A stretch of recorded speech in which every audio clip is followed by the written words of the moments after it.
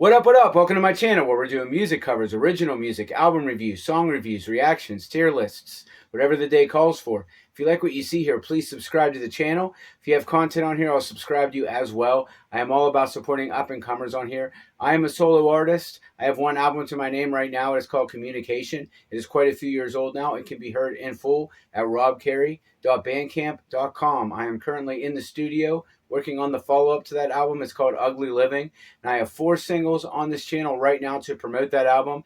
Save My Life Again, Premeditated, Faint Heart, and my newest one, If I Knew. And I also have a guitar playthrough of If I Knew on the channel as well. All 4 of those singles come in the form of a lyric video that include front album artwork, in the back album art with the track listing, and the wheels haven't stopped turning there either. We have finished the drum tracks of what the 5th single for my album is going to be, Sitting Duck. We've done a little bit of guitar here and there, and I am going back to the studio tomorrow actually to do the guitar parts, and it's just been such a busy time. And some of the more frustrating aspects of my life lately I've chosen to deal with by just kind of staying active. It's a pretty hot and humid day today, but I went for a long walk anyway. Been lifting a lot today, just trying to get a lot of cardio in. I've just been trying to stay physically busy so my mind doesn't get too busy, if that makes any sense. It's been a long time since I've done an album review, and I found out about a new band, and like a lot of newer bands that I found out about in these last couple weeks,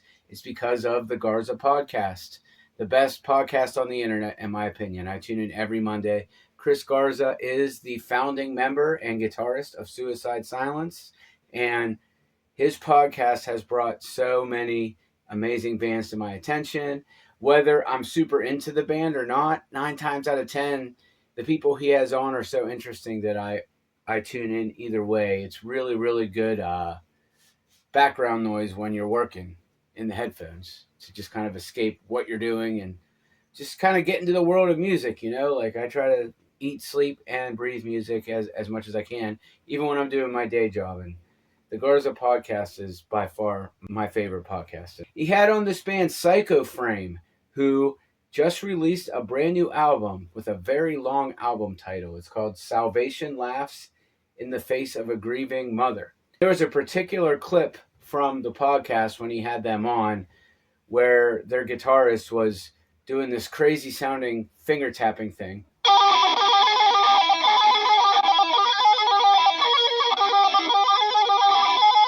It kind of reminded me of like 3 different Sega Genesis and Super Nintendo games at once. I was like, man, that sounds really cool. And I wanted to see what it was all about. And they were mentioning the song that they were playing. It was called No Revives. It did not appear on this album, but man, was it a banger. And these guys, I think, do this style of modern deathcore exactly the way it should be done. And if there was any remotely negative thing I could say about this record, it's nothing you can't say about a lot of metal records that have come out in the years past. And that is that most of it exists in a similar framework. And a lot of the songs just kind of have this one sound about them. And whether or not a lot of the songs sounding the same is a con to you just kind of depends on how much you like the sound. And I love these guys' sound. I mean, I can see if these guys end up getting really successful off this record, which I could see happening because this is such a huge sounding record that's just destined for bigger stages and more fame. Kind of like Knock Loose. Like, I can see these guys getting a lot of flack from metal elitists for everything sounding the same, but let me think about some traditional metal records that metal purists always stand by that I grew up with that are considered to be great albums. Like in the world of classic metal, we got albums like this, we got albums like this, and ones like this. All great records. When it comes to traditional death metal from the 90s, a lot of death metal fans worship records like this and this. And it's like, are those great records? Sure, but don't most of the songs sound the same? Isn't it an album where the songs kind of sound the same and some songs are just going to have stronger songwriting than others? I mean, anybody who's familiar with my content knows that when I do an album review, I usually like to go track by track and listen to every song on the album enough to give an analysis of it, and then do a live reaction of what the closing song on the album is, which on this one I believe it's called Neuro Terror. We're going to do that tonight. I'm going to go through all these tracks, give this album a rating, and then we'll react to the closer of this album together right here. And I'm super excited to hear it because this really is a really good album. These guys rely on super crushing breakdowns. You got some gravity blasts in here, a great snare drum sound, really grimy snare drum sound, and like really grimy vocals, some inhales, some shrieks, some mids, like everything you love about deathcore is all here.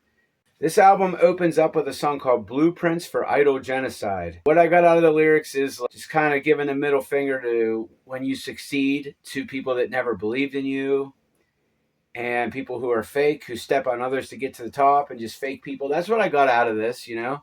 The bass drops on this album are just so ridiculous, man. And I have some ridiculous bass drops in my album. I think those are great. And they definitely utilize those in this track and in many tracks. And, you know, it's just such an amazing way to open an album, but it's giving you what we're going to be getting on this album. Amazing snare tone, some very varied vocal patterns where he does these 4 or 5 things extremely well. The second track is called Inverted Spear of Heaven. There's some cool sounding, just like lyrical passages on this song. Like there's one called Mince This Carcass Ground to Shit or something like that. And it really pummeled into something fierce. Like I said, this album's only been out for, I think, 3 or 4 days. I've listened to it a handful of times. I really like it. I'm trying to take everything in and remember everything enough to give this a good review. There's very creative drum fills, some very unpredictable transitions. This is a standout track too. Number 3, The Portal. The intro has some savage double bass, some sick leads. The inhales are on point. The gravity blasts are on point. Something that's cool about this song and about this band in general, and it stands out more than others in particular tracks, is you got the changes, you got the grind, you got the death metal and the blasts, but they know when to settle into a good groove, and this song really shows that. There's some really good grooves on this record as well. For Black Wave 2, this one really stood out to me. I like the sound of it a lot. Is it doing anything that the previous 3 tracks hadn't done already? Not really, but I just really, really like the sound of this one. It has a lyric, I'll nuke your crib, you stupid cunt. And it's just a lot of the call-outs and the lead into these breakdowns. I enjoyed reading through the lyrics while going through this record. Very pummeling intro, very standout track. Number 5, Endless Agonal Devotion.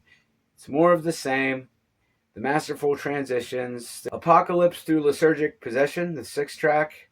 Everything is very enjoyable. It's played very tightly, but nothing really stands out from the pack on this one. Number 7, I Won't Be There to Watch You Go. This song is not even 2 minutes long, and it's a standout track, and it pummels, and that short length, it really benefits from that. And this song, I feel like the lyrics are direct enough that I can get what he's talking about. I feel like we're talking about a drug addict or some kind of toxic person that manipulates and plays the victim while they do destructive things that negatively impact your life and won't listen to anything that you say when they're destroying themselves. Number 8 was another one that stood out to me a lot on my first listen, which is Filleted and Fucked, top track all day.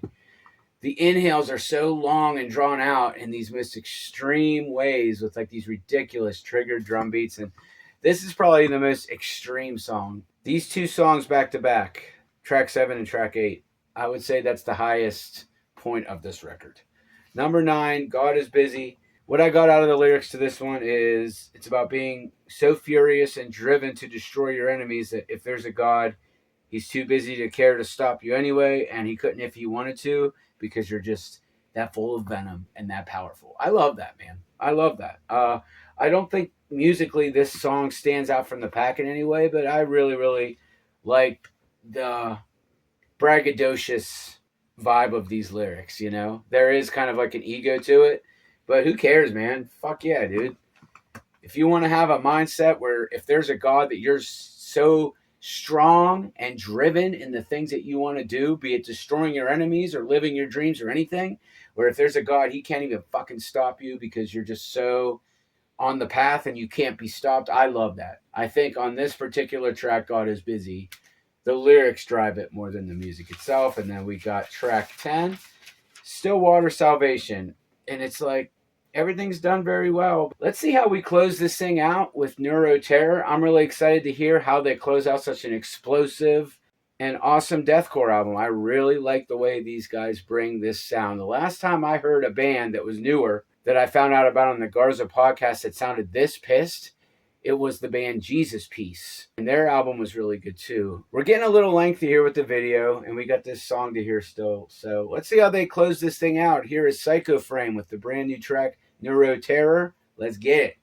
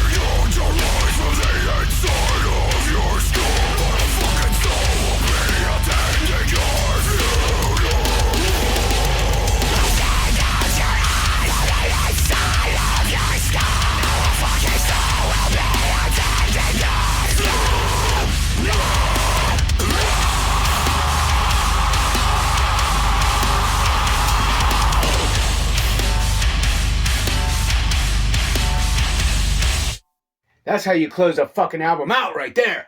Very high energy. Loved it. Loved every second of it.